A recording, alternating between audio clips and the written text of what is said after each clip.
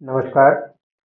आइ हम सुना रहल छी अहाँ सबके स्वर्गीय हरिमोहन झा जी के लिखल खट्टर कका के तरंग उपन्यास में से एकटा कहानी रामायण। तो सुनल जाओ अपने लोकनि।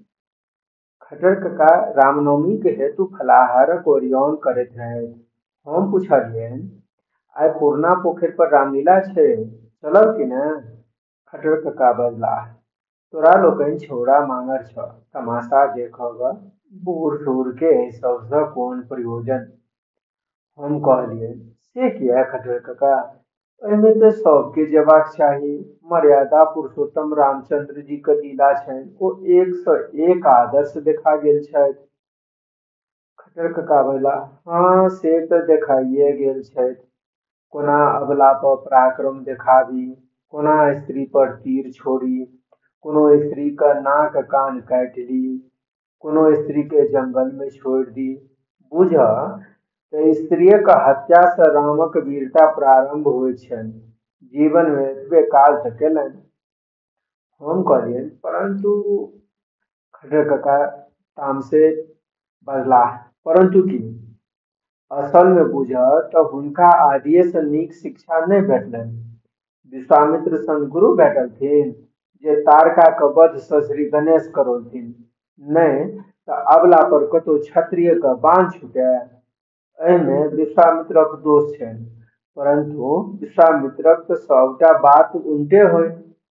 ब्रह्मा के सृष्टि के उल्टौलनि, पाणिनि के व्याकरण के उल्टौलनि, वर्णाश्रम धर्म के उल्टौलनि, तखन यदि नीति मर्यादा के उल्टौलनि तऽ से कोन आश्चर्य?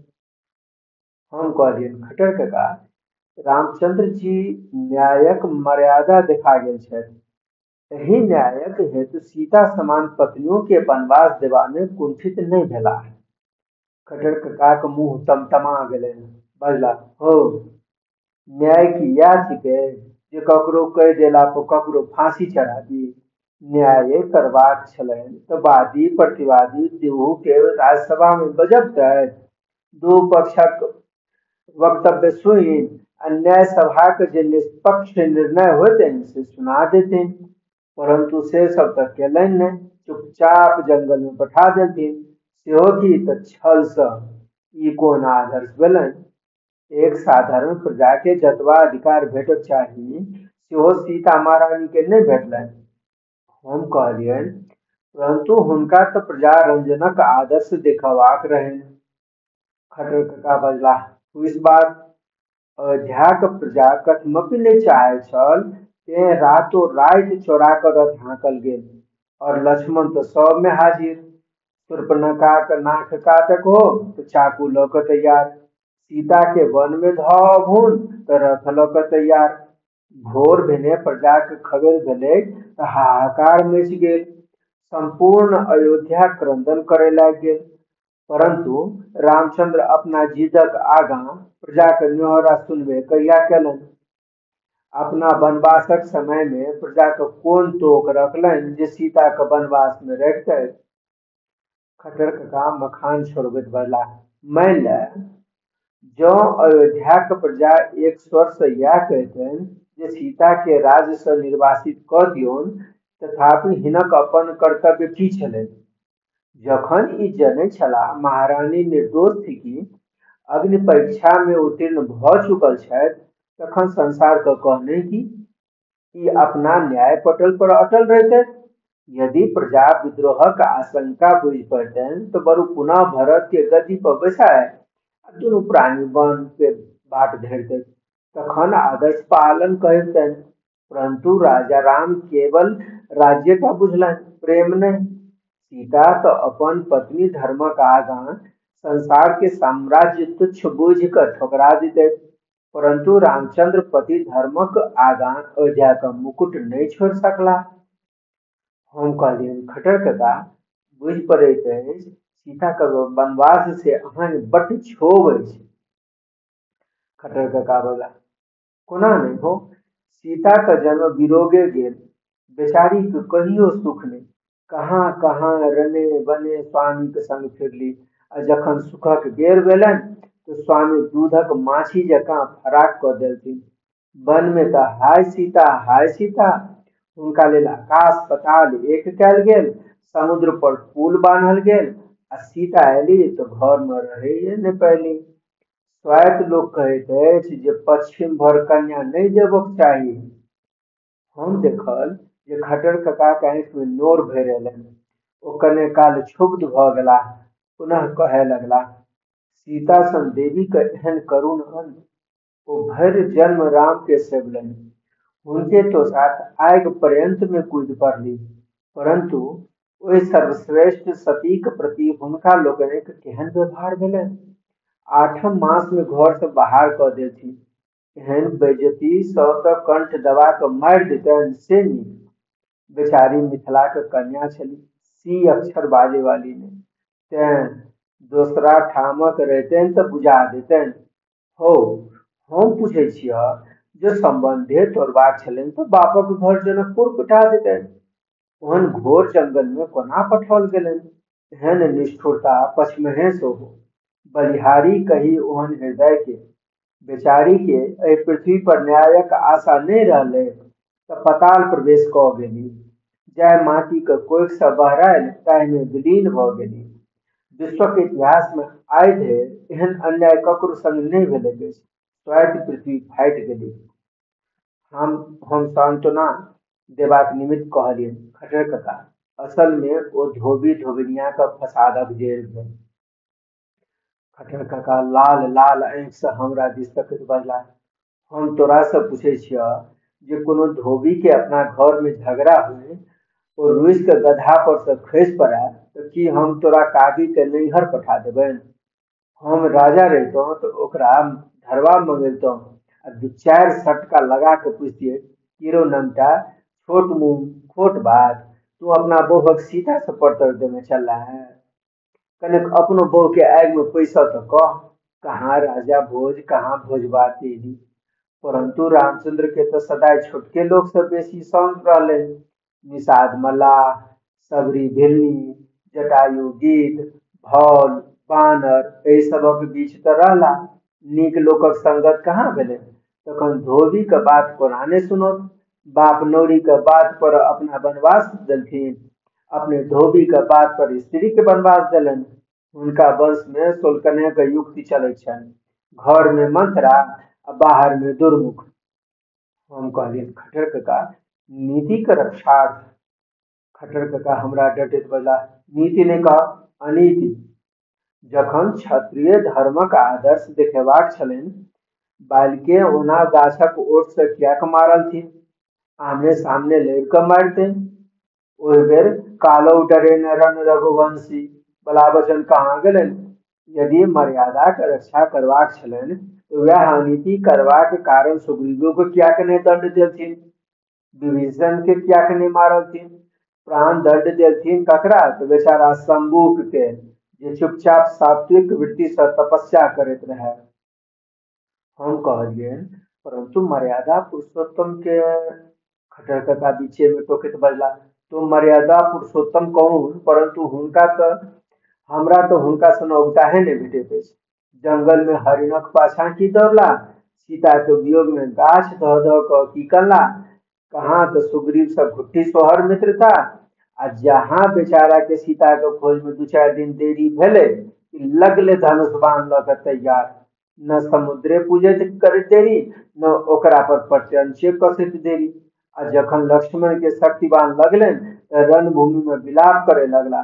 एहन अधीरता को तो लोक के शोभा देलकै अछि, ताहू में क्षत्रिय के। हम कहलियनि, खट्टर कका, ओ मनुष्यक अवतार लऽ कऽ ई सब लीला देखौने छथि, तैं हेतु। खट्टर कका किशमिशक काठी बिछैत बजला, असल में बुझऽ तो रामक दोख नहीं छनि, हुनक बापे औगता रहथिन। महाराज दशरथ के सबटा काज तो तेने भेल छनि। शिकार खेलाय गेला, घाट पर शब्द सुनलनि, चट्ट द तीर छोड़ि देलनि। ई नहि विचारऽ लगला जे लोको तो पानि भरि सकैत अछि। बेचारा श्रवण कुमार के वेद देलथिन। आन्हर पिताक पुत्र वियोग में प्राण गेलै, तकर फल भेटलनि जे अपनो पुत्र वियोग में प्राण गेलनि। हो, दूटा पटरानी रहबे करथिन, तखन बुढ़ारी वयस में तेसर विवाह करबाक शौक की भेलनि? और वृद्धस तरुणी भार्या अप्राण्यो भी गरियसी। कैकेयी में तेहन लिप्त भ गेला जे युद्ध क्षेत्रों में हुनका बिना रथ पर नहीं चलैत। और रथो केहन रहनि जे असले बेर टूटि गेलनि। नाम की तऽ 10 रथ आ एकोटा रथ काज के नहीं तऽ कैकेयी के पहिया के धूरी में अपन पहुंचा किया के देबऽ पड़तनि। तें न करेजो ओहन सक्कत छलनि। कोना पत्नी के प्रतापे वृद्ध राजा के प्राण बाँचि गेलनि। स्त्री के आंखि मुनि के वचन देलनि, अहाँ जे मांगब से हम देब। एतबा विचार नहीं जे जँ आकाशक तारा मांगि बैसती तऽ कहाँ से देबनि। आ जखन ओ राम वनवास मंगलथिन तऽ राजा के छटपटी छूटऽ लगलनि। कैकेयी तऽ बहुत रक्ष रखलथिन।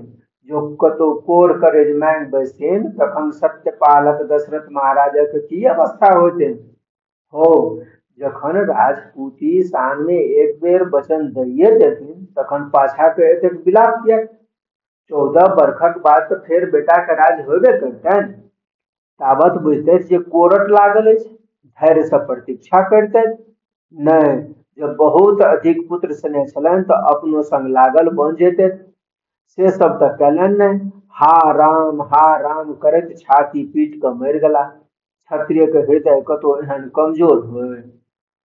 हम देखल जे खट्टर कका जकरा पर लगै छथिन तकरा सोधि के छोड़ि दै छथिन। एखन दशरथ जी पर लागल छथिन। प्रकाश्यतः कहलिए, और लोक सब रामायणक चरित्र सँ शिक्षा ग्रहण करैत अछि। खट्टर कका बजला, शिक्षा तऽ हमहूँ ग्रहण करते छी। बिनु देखने तीर नहीं चलाबी, बिनु विचारने वचन नहीं दी, वचन दी तऽ छाती नहीं पीटी। हम कहलियनि, खट्टर कका अहाँ केवल दोखेटा देखै छियै।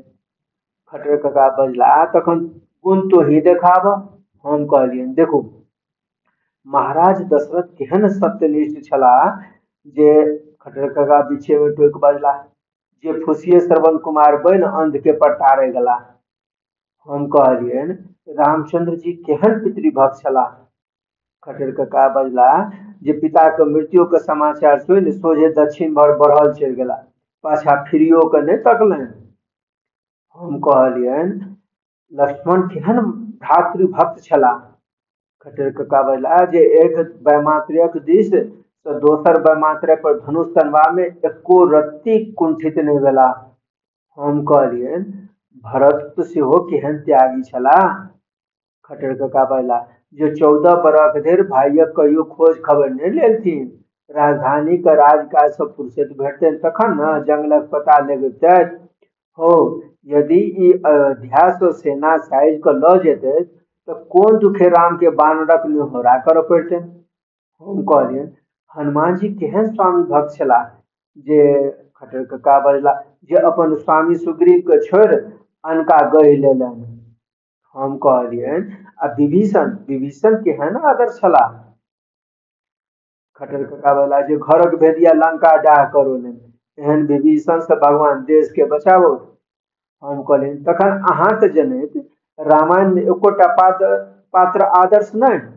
हम कहलिए, खट्टर कका बजला, हमरा सौसे रामायण में एकेटा पात्र आदर्श बुझि पड़ैत अछि।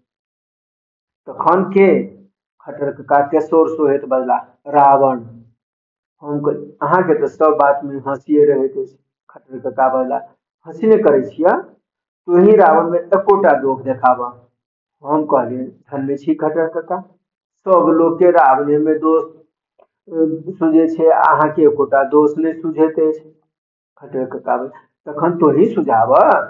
हम कहलिए, आ सीता के जे हरि कऽ लऽ गेलनि से? खट्टर कका कहला, से मर्यादा पुरुषोत्तम के शिक्षा देमुख है जे ककरो बहिने के नाक कान नहीं काटी, परदेश में रहे रायर नहीं बिसाही, मृग मरीचिका के पाछा नहीं दौड़ी, कोनो स्त्री का अपमान नहीं करी।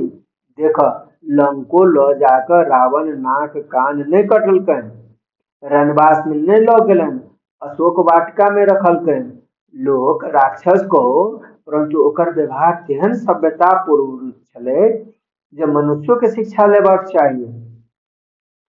हम कहलियनि, खट्टर कका अहाँ तऽ उल्टे गंगा बहा दै छियै।